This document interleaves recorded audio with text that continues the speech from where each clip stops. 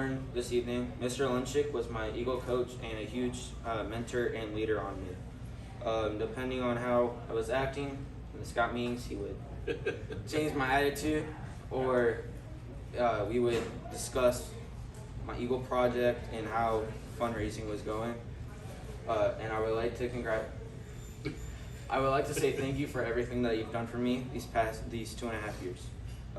And with this, I would like to give you the mentor pin. Let's start on this collar. You sure? Yeah, watch my finger. He's getting a little off balance, you know. I feel it.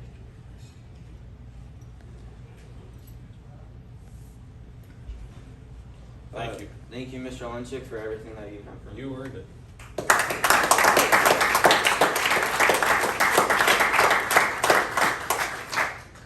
Now, I would like to say good evening and thank you guys for coming to my Court of Honor. It means a lot.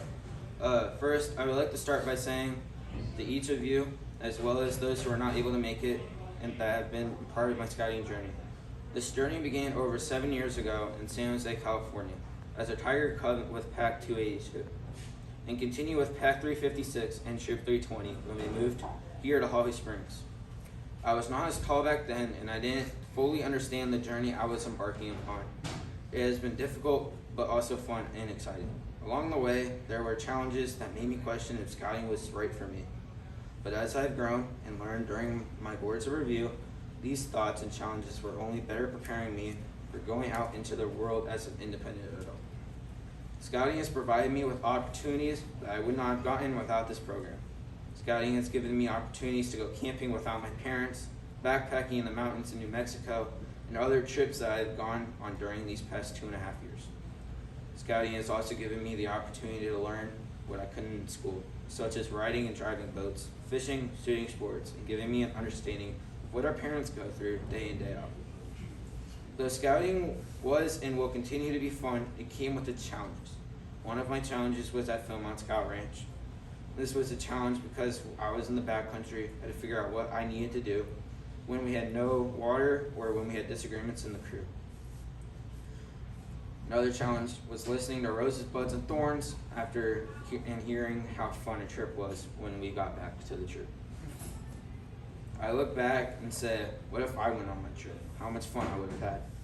Finally, being in a leadership position, I have people who didn't agree with me on the way that I led, but still got the job done, and I need to look at their perspective.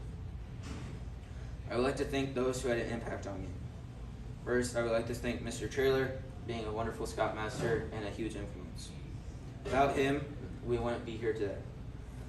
I would like to thank Mr. Brady, Mr. Herenstein, and Mr. Truman, because they gave a wonderful video presentation for me. Also, Mr. Brady and Mr. Herenstein gave me HA and other trips inside of this. I'd like to thank the Bracies. Without them, I would still be looking for someone to help me with my Eagle project. I'd like to thank Mr. Lunchik for helping me with my Eagle project and being my Eagle Scout coach. Mr. Presipino, who helped me with my Nova Awards.